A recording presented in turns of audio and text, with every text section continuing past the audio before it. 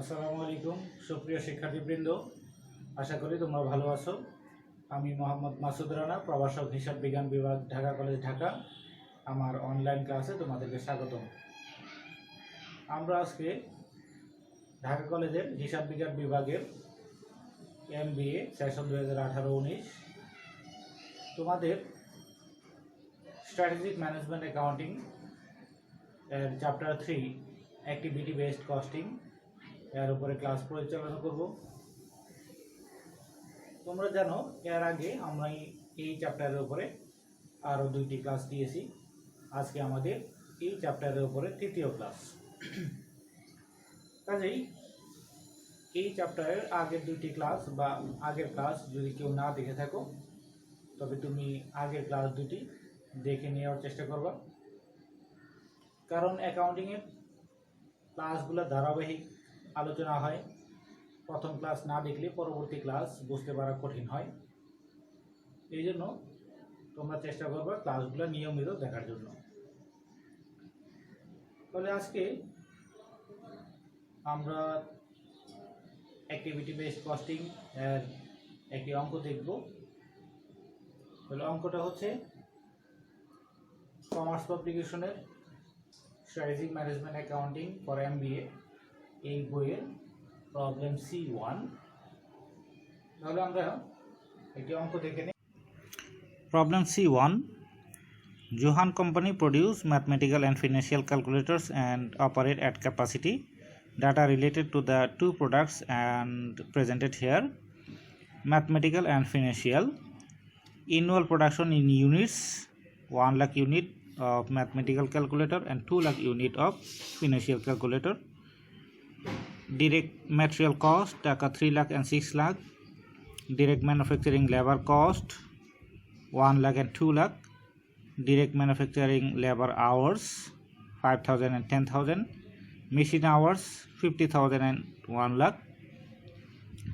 Number of production runs 100 and 100. Inspection hours 2,000 and 1,000 hours. Total manufacturing overhead costs are machine cost 7,50,000. Setup cost 2,40,000 and inspection cost 2,10,000. Required compute the manufacturing overhead cost per unit for each product. Compute the manufacturing cost per unit for each product. তা আমাদের requirement হচ্ছে manufacturing overhead cost for per unit for each product. প্রত্যেক প্রোডাক্টের প্রত্যেক ইউনিটের জন্য manufacturing overhead cost কত সেটা নির্ধারণ করতে বলছে, আর প্রত্যেক ইউনিটের অর্থাৎ প্রত্যেক প্রোডাক্টের প্রত্যেক ইউনিটের টোটাল ম্যানুফ্যাকচারিং কস্ট কত সেটা নির্ধারণ করতে বলছে। তাহলে একটা হচ্ছে ইউনিট প্রতি ওভারহেড কস্ট এবং আরেকটা হচ্ছে unit cost, that means including material cost and labour cost.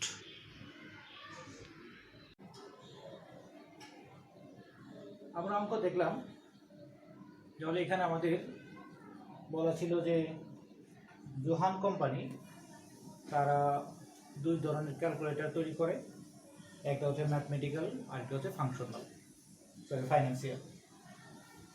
তো 2 ধরনের ক্যালকুলেটর তারা কী পরিমাণ তৈরি করে সেটা আমাদেরকে বলা আছে।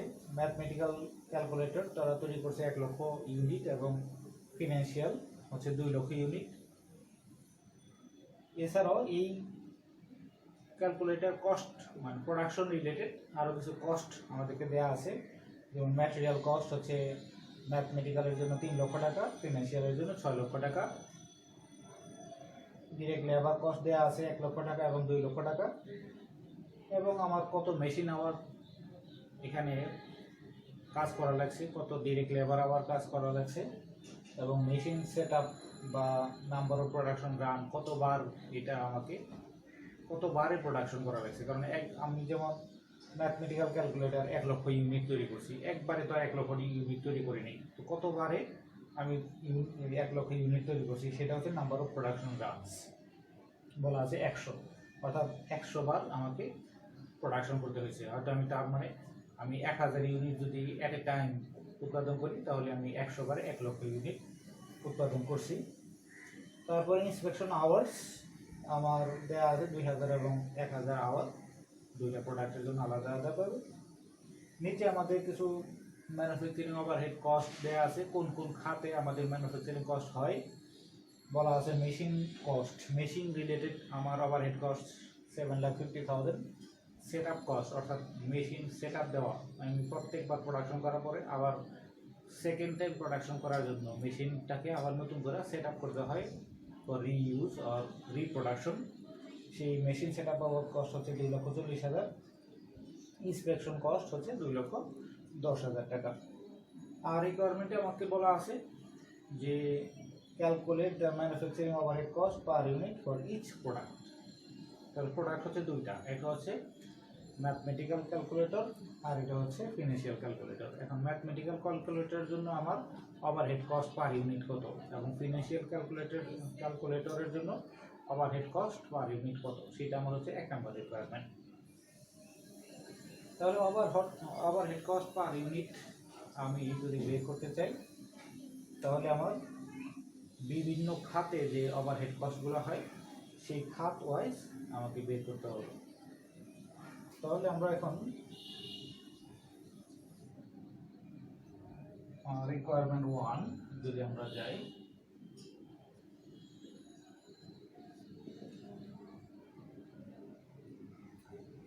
Manufacturing overhead cost per unit.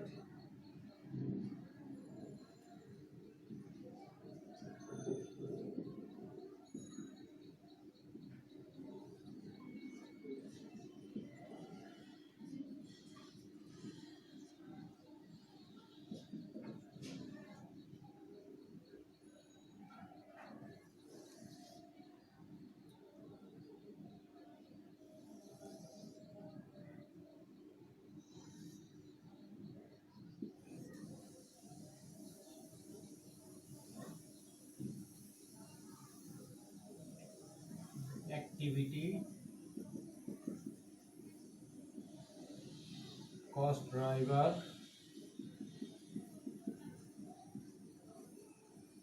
rate,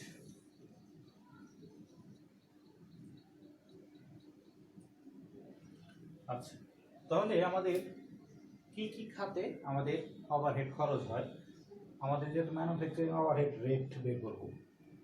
তাহলে আমাদের খাতগুলো হচ্ছে 1 নম্বর মেশিনারি, 2 নম্বর খাত হচ্ছে সেট আপ, 3 নম্বর খাত হচ্ছে ইন্সপেকশন। এই 3 খাতে আমাদের মেজর ওভারহেড কস্ট হয়। এখন মেশিনারি আমার 1 ঘন্টা যদি চলে তাহলে কত টাকা আমার ওভারহেড কস্ট হয় সেটা আমরা একটা রেট বের করব। তাহলে আমার মেশিনারির কস্ট বলা আছে 7 লক্ষ টাকা, সরি 7,50,000 টাকা। তাহলে টোটাল কস্ট হচ্ছে 7,50,000। এখন রেট কত, অর্থাৎ 1 ঘন্টা আমার মেশিন চললে কত টাকা খরচ হয়। তো এই জন্য আমরা এইটাকে মেশিনারি কস্টকে ইউনিটে ভাগ করার জন্য আমরা মেশিন আওয়ার ব্যবহার করব। এটাকে বলে কস্ট ড্রাইভার, অর্থাৎ কিসের ভিত্তিতে আমি কস্টটাকে অ্যালোকেট করব বা সেগ্রিগেট করব, পৃথক করব। তাহলে অ্যাক্টিভিটি হচ্ছে আমার মেজর কোন কোন খাতে খরচ হয়, কস্ট ড্রাইভার হচ্ছে এই খরচগুলোকে কিসের ভিত্তিতে আমি অ্যালোকেট করব বা আলাদা করব। তাহলে কস্ট ড্রাইভার হচ্ছে আমার এখানে মেশিন আওয়ার।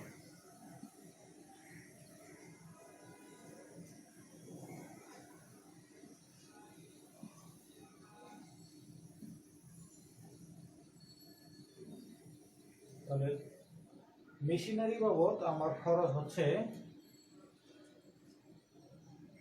7,50,000 টাকা। তো এটাকে আমার ভাগ দিতে হবে মেশিন আওয়ার দ্বারা। এখন মেশিন আওয়ার এই 7,50,000 কিন্তু আমার machine related total overhead cost. এখন মেশিন কিন্তু আমি শুধুমাত্র ম্যাথমেটিক্যাল ক্যালকুলেটরের জন্য ব্যবহার করি না, অথবা শুধুমাত্র ফিনান্সিয়াল ক্যালকুলেটরের জন্য ব্যবহার করি না, আমি দুইটা প্রোডাক্টের জন্যই মেশিন ব্যবহার করি। তাহলে দুই প্রোডাক্টের জন্য আমার মোট মেশিন আওয়ার কত? আমার এখানে দেওয়া আছে machine hour for mathematical calculator হচ্ছে 50,000, আর ফিনান্সিয়ালের জন্য হচ্ছে 1 লাখ, অর্থাৎ মোট 1.5 লক্ষ আওয়ার মেশিন আমার কাজ করছে টোটাল। তাহলে 1.5 লক্ষ, এটাকে আমি একসাথে যোগ করলাম হচ্ছে 50 যোগ 1 লক্ষ, তাহলে মোট এই 1.5 লক্ষ আওয়ার কাজ হয়েছে। আর 1.5 লক্ষ আওয়ার কাজ এর কারণে আমার মেশিন রিলেটেড ওভারহেড কস্ট হচ্ছে 7,50,000 টাকা। তাহলে আমার পার আওয়ার আমার ওভারহেড কস্ট হচ্ছে 5 টাকা।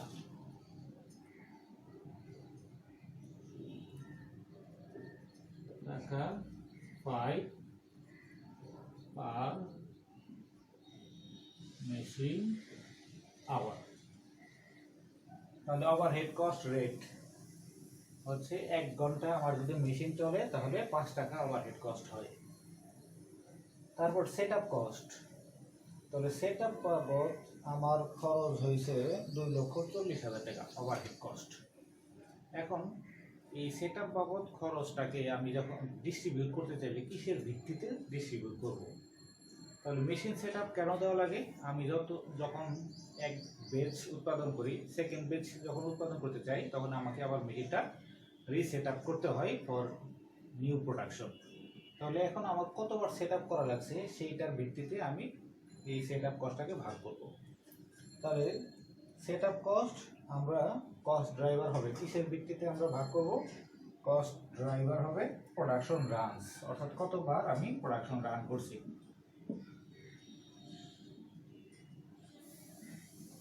প্রোডাকশন রানস, তাহলে সেট আপ কস্ট আমার খরচ হয়েছে 2,40,000 টাকা। আমি এটাকে ভাগ করব প্রোডাকশন রান 100 যোগ 100, মোট 200, অর্থাৎ 200 বার আমাকে মেশিন সেট আপ করতে হয়েছে দুইটা প্রোডাক্ট তৈরি করার জন্য। তাহলে আমার একবার মেশিন সেট আপে গড়ে খরচ হয় কত? 2,40,000 ভাগ 200 হচ্ছে 1,200 টাকা পার মেশিন সেট আপ। টাকা 1,200 পার মেশিন সেট আপ।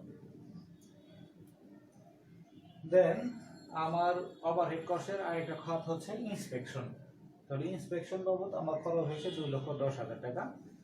এখন এই ইন্সপেকশন কস্টটা আমি ডিভাইড করব কিভাবে বা সেগ্রিগেট করব বেসড অন ইন্সপেকশন আওয়ার্স।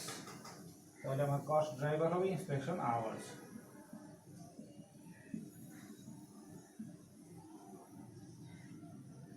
টাকা হচ্ছে 2,10,000 টাকা বাদ আমার ইন্সপেকশন আওয়ার টোটাল হচ্ছে ম্যাথমেটিক্যালের জন্য 2,000 আওয়ার্স আর ফাইন্যান্সিয়ালের জন্য 1,000 আওয়ার্স, মোট 3,000 আওয়ার্স। তাহলে 3,000 আওয়ার্স আমি যদি 2,10,000কে ভাগ দেই তাহলে আমার পার হবে 70 টাকা, টাকা 70 পার ইন্সপেকশন আওয়ার্স।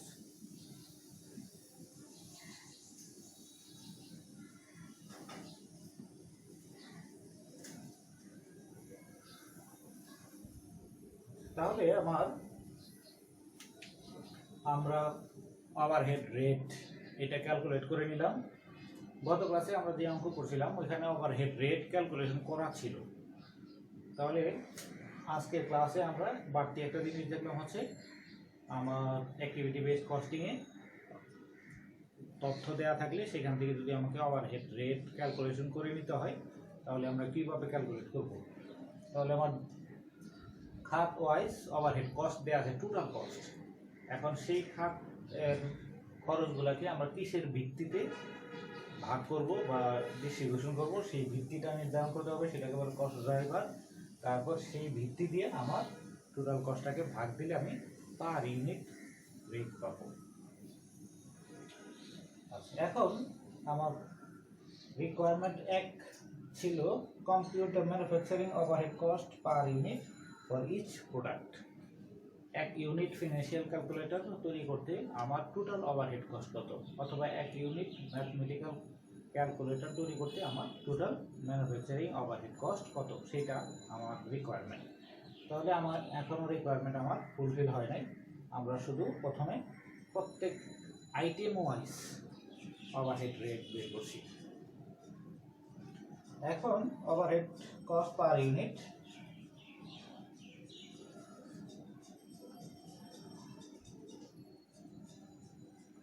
আমাদের এই রেটগুলো কিন্তু এরপরে একটু পরে কাজে লাগবে। আমরা যেহেতু মুছে ফেলতে হচ্ছে, তোমরা খেয়াল রাখো, আমাদের মেশিন আওয়ার, প্রত্যেক মেশিন আওয়ার কাজ হলে 5 টাকা ওভারহেড হয়। প্রত্যেকবার মেশিন সেট আপ দেওয়ার জন্য 1200 টাকা আমার খরচ হয়। আর প্রত্যেক ঘন্টা ইন্সপেকশন আওয়ারের জন্য আমার 70 টাকা ওভারহেড খরচ হয়। তো এই রেটগুলো আমাদের লাগবে।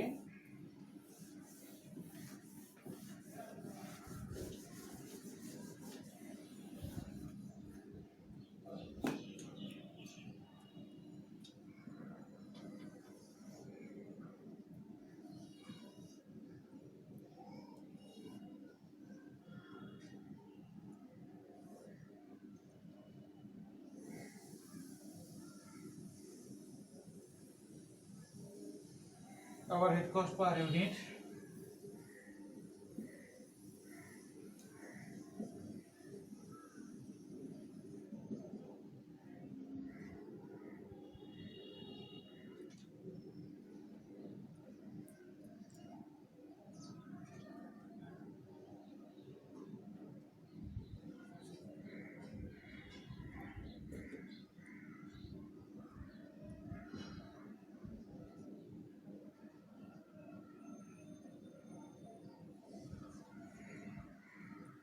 ম্যাথমেটিক্যাল ক্যালকুলেটর এবং ফাইন্যান্সিয়াল ক্যালকুলেটরের জন্য আমরা রেট নির্ণয় করব। তাহলে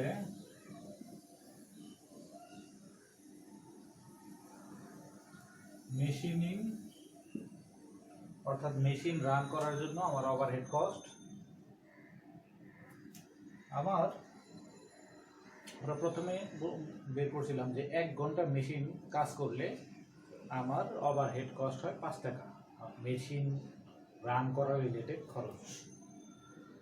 তাহলে আমার ম্যাথমেটিক্যাল ক্যালকুলেটর আমরা তৈরি করছি 1 লক্ষ ইউনিট। তো এইটার জন্য আমার মোট মেশিন রান করছে 50,000 আওয়ার। তাহলে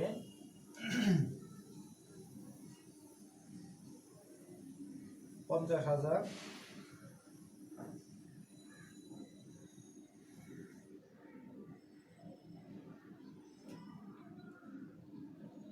ইন্টু টাকা 5, আর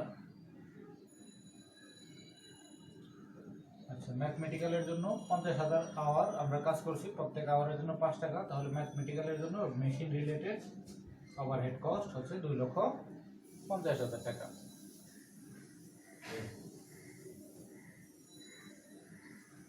টাকা আমরা দিয়ে দিলাম।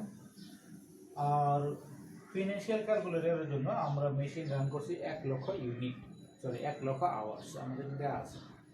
তাহলে ফিনান্সিয়াল ক্যালকুলেটরের জন্য আমার মেশিন রান করছে 1 লক্ষ আওয়ার্স ইন্টু টাকা 5,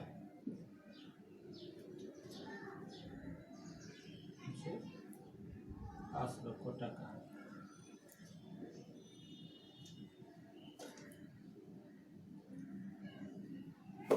তাহলে মেশিন রিলেটেড আমাদের টোটাল ওভারহেড কস্ট ছিল 7,50,000 টাকা। এটা আমরা এখন 2 প্রোডাক্টের মধ্যে ডিস্ট্রিবিউট করে দিলাম। 2 প্রোডাক্টের মধ্যে ডিস্ট্রিবিউট করলাম। দেখো, আমরা যদি 2 প্রোডাক্টের মধ্যে আমরা ওভারহেড ডিস্ট্রিবিউট করব, কিভাবে করব? তো আমরা যদি এবিসি কস্টিংয়ে না যেতাম, তখন হয়তো এই 2,50,000 আর 5 লক্ষ এই অ্যামাউন্টটা না হয়ে অন্য অ্যামাউন্ট হতে পারতো, যে 2 প্রোডাক্ট তৈরি করছি, কাজেই আবার অ্যাভারেজ 3,25,000 টাকা করে আমি ডিস্ট্রিবিউশন করে দিলাম, অথবা অন্য কোনো ভিত্তিতে আমি ডিস্ট্রিবিউশন করতাম। কিন্তু আমি এবিসি কস্টিংয়ে যার জন্য যতটুকু প্রযোজ্য ততটুকুই আমি ডিস্ট্রিবিউশন করতেছি। যেহেতু এটা মেশিনিং রিলেটেড ওভারহেড, কাজে যার যত বেশি মেশিন আওয়ার চলবে তার ওভারহেডটাও তত বেশি হবে। তারপর 10,000 ঘন্টা চলছে, কাজেই 5 টাকা করে 2.5 লাখ। তার 1 লক্ষ ঘন্টা চলছে, এই জন্য 5 টাকা করে 5 লাখ ডাবল। তারপর set up related overhead cost. তো ম্যাথমেটিক্যাল ক্যালকুলেটর এর জন্য আমাদের 100 বার মেশিন সেট আপ দিতে হয়েছে, বা নাম্বার অফ প্রোডাকশন রানস, অর্থাৎ যতবার প্রোডাকশন করছি ততবারই তো সেট আপ দিতে হয়। সেই ভিত্তিতে আমরা সেট আপ কস্টটাকে ডিস্ট্রিবিউশন করছি। যেহেতু এইটার জন্য 100 বার আমার সেট আপ দিতে হয়েছে, বা এইটাও 100 বারে রান করছে, আমার মেশিন রান করছে, এইটাও 100 বার মেশিন রান করছে, তাহলে আমি সমান সমান আমি ডিস্ট্রিবিউশন করে দিব। তাহলে সেট আপ হচ্ছে, আমরা বলছিলাম 1200 টাকা পার সেট আপ।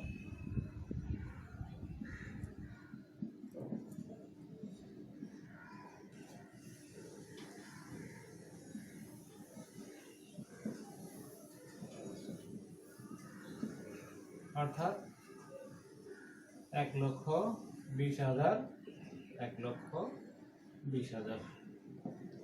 যেহেতু আমার দুইটা প্রোডাক্ট, যদিও পরিমাণ ভিন্ন, আমি ম্যাথমেটিক্যাল তৈরি করছি 1 লক্ষ ইউনিট, ফিনান্সিয়াল তৈরি করছি 2 লক্ষ ইউনিট, কিন্তু মেশিন রান করছে ম্যাথমেটিক্যালের জন্য 100 বার আর ফিনান্সিয়ালের জন্য 100 বার। তাহলে আমার মেশিন সেট আপ রিলেটেড কস্টটা দুইজনের সমান সমান হওয়া উচিত, কারণ এটা আমার ইউনিটের ভিত্তিতে আমার কষ্ট হয় না। আমি মেশিন সেট আপ যতবার দেওয়া লাগবে অতবার খরচ হবে, তাহলে 100 বার দেওয়া লাগছে, তাহলে 100 বারের জন্য খরচ। আর যদি আমি এবিসি কস্টিংয়ে না দিতাম, তখন আমি হয়তো চিন্তা করতাম যে আমি 1 লক্ষ ইউনিট তৈরি করছি ম্যাথমেটিক্যাল, 2 লক্ষ ইউনিট তৈরি করছি ফিনান্সিয়াল, কাজেই আমার ম্যাথমেটিক্যালের জন্য মেশিন সেট আপ যা হবে ফিনান্সিয়ালের জন্য তার দ্বিগুণ হবে, এটা হয়তো চিন্তা করতাম। কিন্তু এবিসি কস্টিংয়ে যার জন্য যেটা প্রযোজ্য ততটুকু দেওয়া হবে। তারপর আমার ইন্সপেকশন রিলেটেড।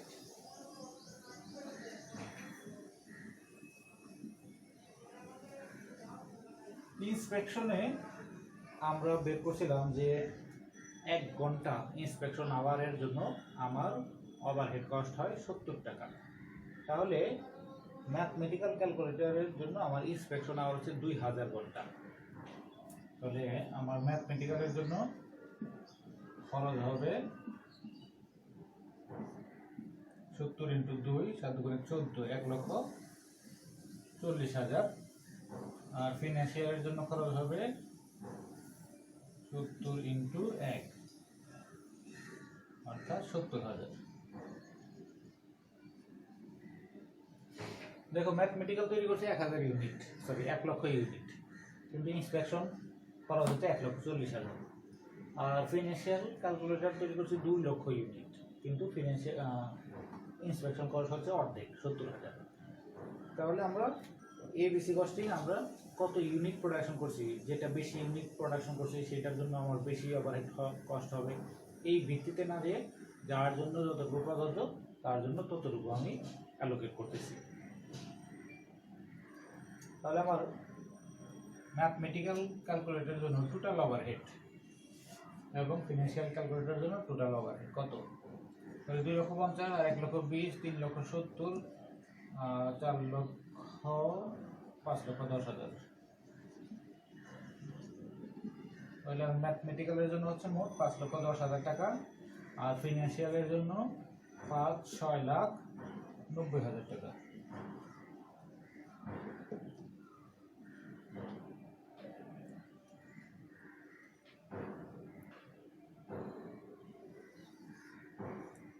টোটাল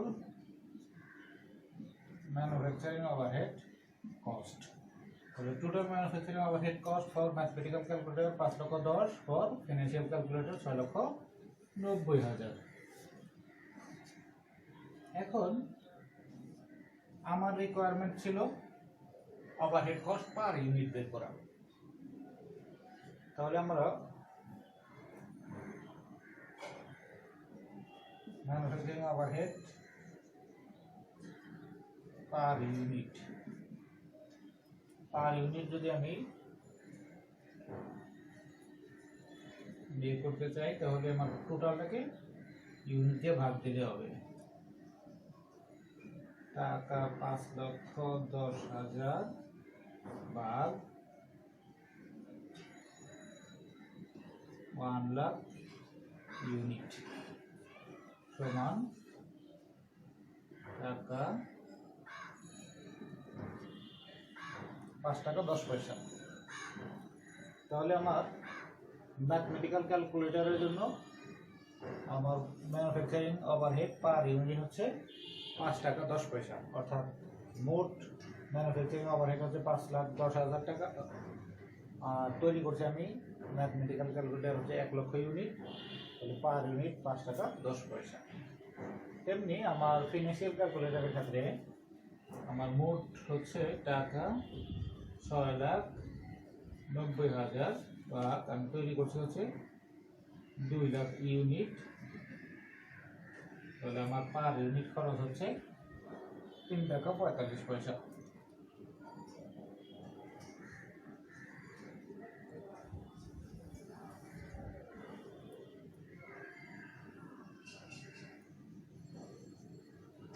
তাহলে আমার রিকোয়ারমেন্ট একে ছিল ওভারহেড কস্ট পার ইউনিট বের করা। তাহলে আমরা রিকোয়ারমেন্ট 1 এই পর্যন্ত আমরা শেষ করলাম যে overhead cost per unit for mathematical calculator হচ্ছে 5 টাকা 10 পয়সা, overhead cost per unit for financial calculator হচ্ছে 3 টাকা 45 পয়সা।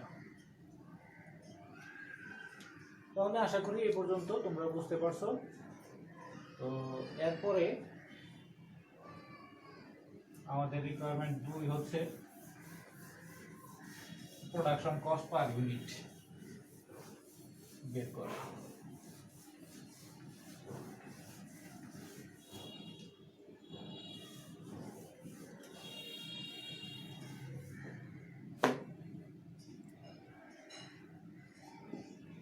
রিকোয়ারমেন্ট 2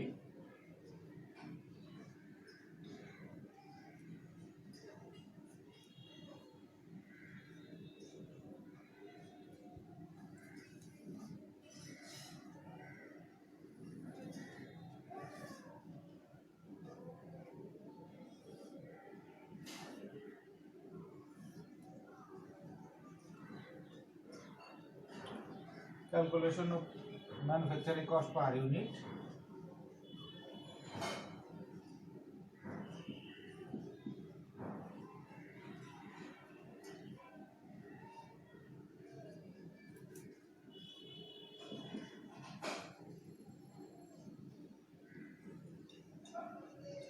Mathematical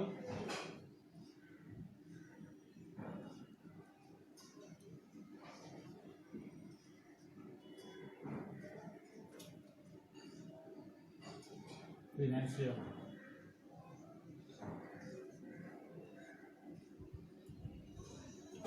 তাহলে আমাদের এখন বলতে ম্যানুফ্যাকচারিং কস্ট নির্ধারণ করো বা নির্ণয় করো। তাহলে ম্যানুফ্যাকচারিং কস্টের 3টা উপাদান, এক হচ্ছে ডিরেক্ট ম্যাটেরিয়াল কস্ট, আর হচ্ছে ডিরেক্ট লেবার কস্ট, আর এক হচ্ছে ম্যানুফ্যাকচারিং ওভারহেড।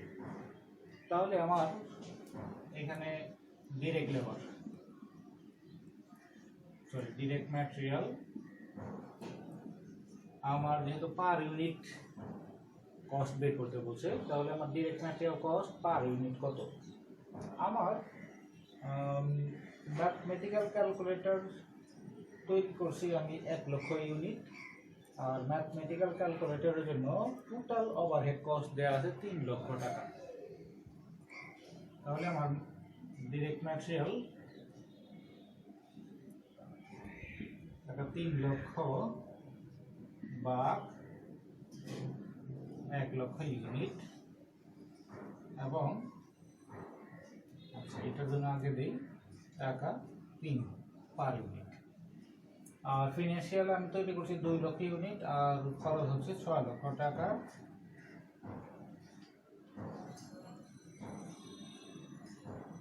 বা 2 লক্ষ, এটার জন্য টাকা 3 টাকা। তাহলে direct material cost per unit হচ্ছে টাকা 3 for mathematical and financial also. Then direct manufacturing labor cost or direct labor cost.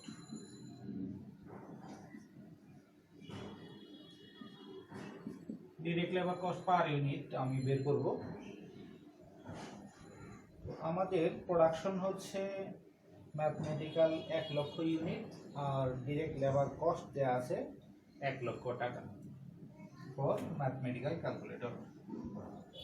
তাহলে 1 লক্ষ টাকা ডিভাইডেড বাই 1 লক্ষ ইউনিট হচ্ছে টাকা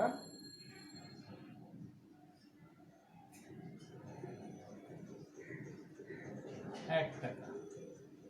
আর ফিনান্সিয়ালের জন্য আমার দেয়া আছে 2 টাকা 2 লক্ষ ডিভাইডেড বাই 2 লক্ষ ইউনিট।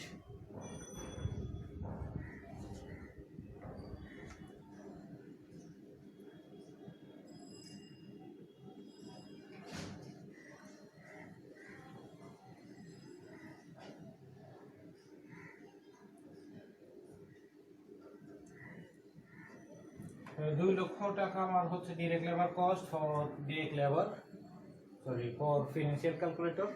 আর আমার প্রোডাকশনও হচ্ছে 2 লক্ষ ইউনিট, এটাও আমার টাকা 1 পার ইউনিট। দেন ফাইনালি আমার ম্যানুফ্যাকচারিং ওভারহেড পার ইউনিট আমার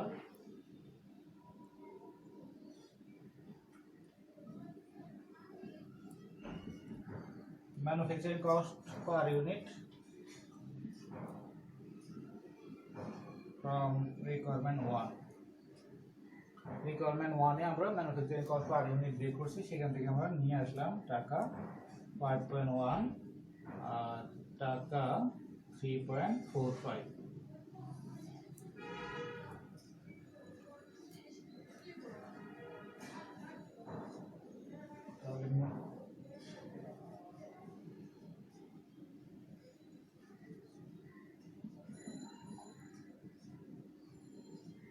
ম্যানুফ্যাকচারিং কস্ট পার ইউনিট আমার ম্যাথমেটিক্যাল পার ইউনিট ক্যালকুলেটর তৈরি করার খরচ হচ্ছে 3 আর 4 আর 5 9 টাকা 10 পয়সা। আর ফাইন্যান্সিয়াল ক্যালকুলেটর তৈরি করা পার ইউনিট হচ্ছে 3 4 3 7 টাকা 45 পয়সা।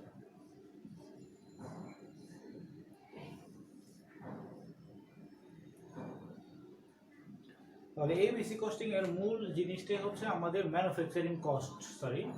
আমাদের ম্যানুফ্যাকচারিং ওভারহেড সেটাকে বিভিন্ন প্রোডাক্টে ডিস্ট্রিবিউশন করা।